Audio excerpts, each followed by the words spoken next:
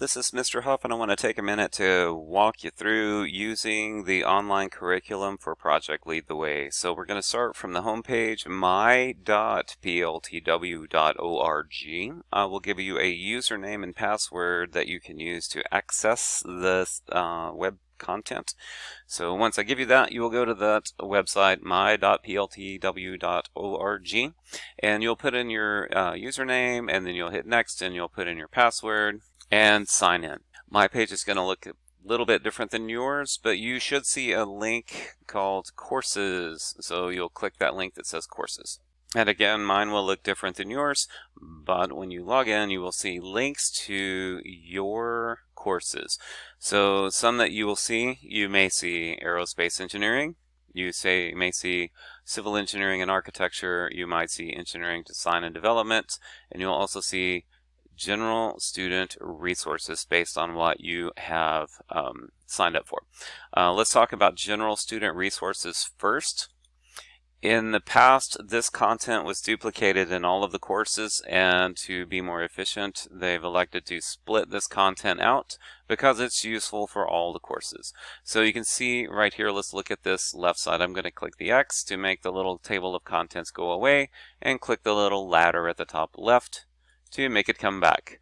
And you can see the little arrows here. You can expand and collapse. So in this content, we have process thinking, technical knowledge, data analysis, measuring tools, professional practices, communication, and additional resources. It's a good idea to kind of explore this and see what's there. Let's take a look inside communications. So I click on the little drop down, and it tells us that in this we have engineering notebook, active listening and interpreting, and etc., etc. What I'm interested, I will be talking about engineering notebooks later, but you can kind of go through here. This is the content on the right, and this is useful information to you. So if you've never been in an engineering course before, some things you probably need to go read about are the design process, writing a design brief, decision matrix. Those would be good to know.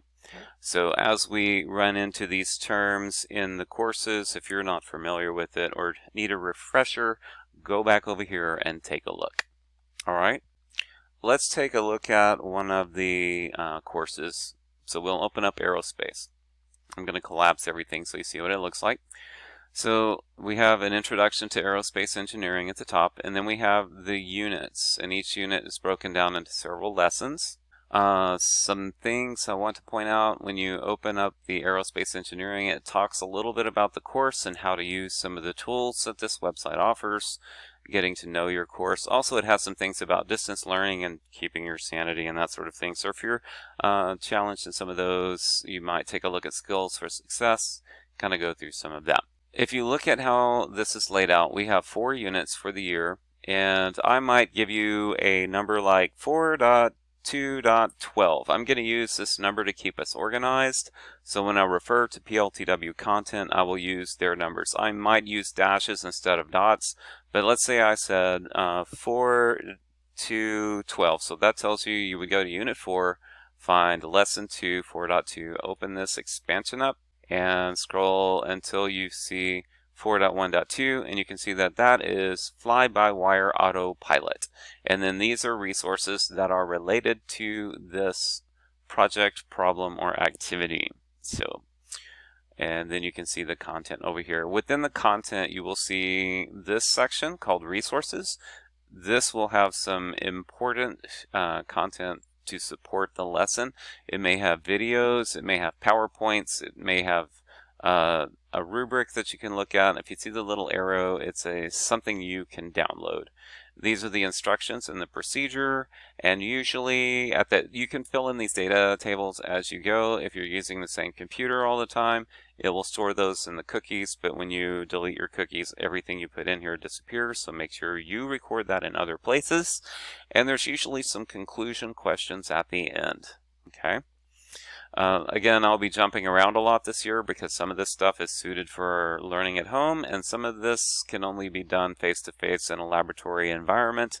And to make the most of our year, I will try to make sure we're using the lab environment time as efficiently as possible, so you may have to do some of the learning independently and at home and as homework. So we will figure it out as we go this year.